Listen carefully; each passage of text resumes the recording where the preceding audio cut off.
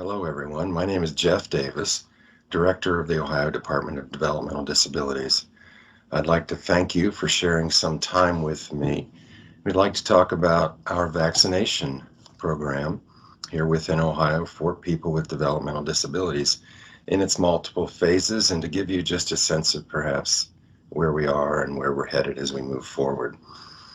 So we started, I suspect most know, we started in a phase 1A, and that was really an effort to get frontline workers and vulnerable individuals throughout multiple systems vaccinated as quickly as possible. And the reason was, we know that the virus is particularly harsh on some, and it's even harsher when you live in congregate settings with staff and whatever it is, and the virus just has its own determination in spreading through populations where multiple people live together. And so we've seen 1A begin, and of course we are fortunately in that 1A population, our residential settings. We defined congregate care, we were given that ability. We defined congregate care in our system as where 2 people or more live in a residential setting, where there are staff, whether it be an intermediate care facility, an ICF, whether it be in our state-operated developmental centers, and whether it is waiver settings where 2 or more people live together. And so that is in process. We've seen that now since really the beginning of the year. And we move through that. Those vaccines have been provided in multiple ways.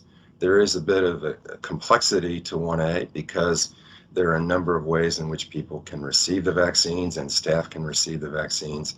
And so it's played itself out in different ways. It really calls for a lot of patience and understanding, but it is working through it, and we're still working through 1A to make sure that those that we support get that vaccination in whatever setting that they live where 2 or more people are living together. And so we still, and I just can't say this really enough, we are still governed in large measure by the availability of vaccines. We live in an environment where people really are working as hard as they can to get vaccines out, but the number of available vaccines limits the availability of getting shots in arms, and we know this, but it is playing itself out, and we're seeing it work. It's different by county, different by health department, different by the, again, the ways that you might get the vaccines, but we're seeing it, we're tracking it to the best of our ability, we're helping where we can, and we're seeing it begin to move through.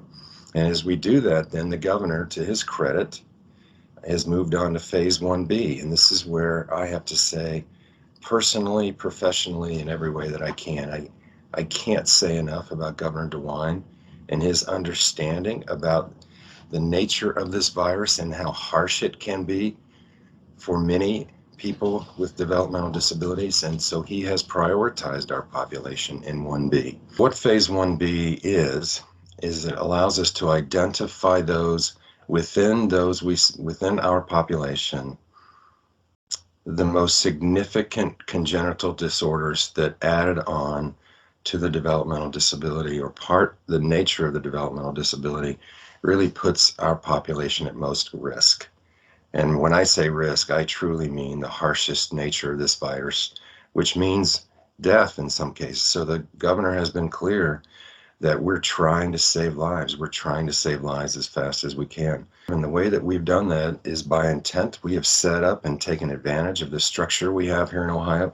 Our county boards of developmental disabilities that know our population, that can reach out to them, schedule with them perhaps, and whatever it might be, to prepare as the vaccines come in. And then we specifically identify the local health departments as our partner there. We have also, I would say, in some counties, the willingness and the ability of the children's hospitals to assist us in this effort. I can't be more appreciative about that as well. So there's some different components, but by and large it is defined in how we're both going to identify the individuals that are eligible under 1B, and then we know where our partners are, where the vaccinations are going to go, and how they're going to be provided. It will differ in individual counties, and that is to be expected, but it is a rather controlled, defined way in which we're going to approach vaccinations in 1B. I can't say enough about how our local county boards have embraced this effort for 1B, how they are coordinating, identifying, reaching out and working with their local partners to begin, on January 25th, the first week. The week after that, and the week after that, perhaps as well, we will see our population prioritized, and we're going to try our very best to get shots in arms. And I would ask all of your understanding that we still are at the mercy of available vaccines, so it may differ, just like it has in 1A, it may differ. We, I think, are very fortunate in Ohio that we have a governor and his team that understand this and are going to work with us hand in hand to do this. I know that there still are some out there, people certainly, that are not eligible for the vaccination technically under 1A and 1B. I understand it. And we will work, as quickly as we can to move through our entire population.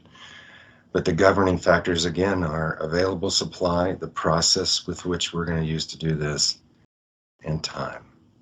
I know there is still some uncertainty out there about the vaccine and whether I should get it, whether I want my family to get it, or whatever it might be. We have a lot of information, our department website on there right for you.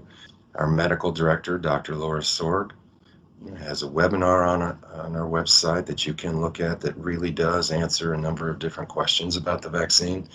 Hopefully gives you a little bit more comfort about it. But please, I know that you are, and please take advantage of all the information out there. I do want to thank you sincerely for your patience and your understanding. I think as we move forward in the next few weeks, please just stay patient if you can. Stay flexible, because there might be moments in time where vaccinations become available and a time slot is available or whatever it might be. And I know that's not simple. But if we stay communicating with one another, certainly at the local level, we'll get through this. We will get through this. We are on a path. There is no question. We know where we are in the process. We appreciate that. I can't say again enough about all that the governor and his team and how hard they are working to get these vaccines out. And know that we will communicate as best we can with you throughout the coming weeks. So I am so very grateful to all of you. Thank you for all that you're doing. Thank you for your understanding, and we'll stay in touch.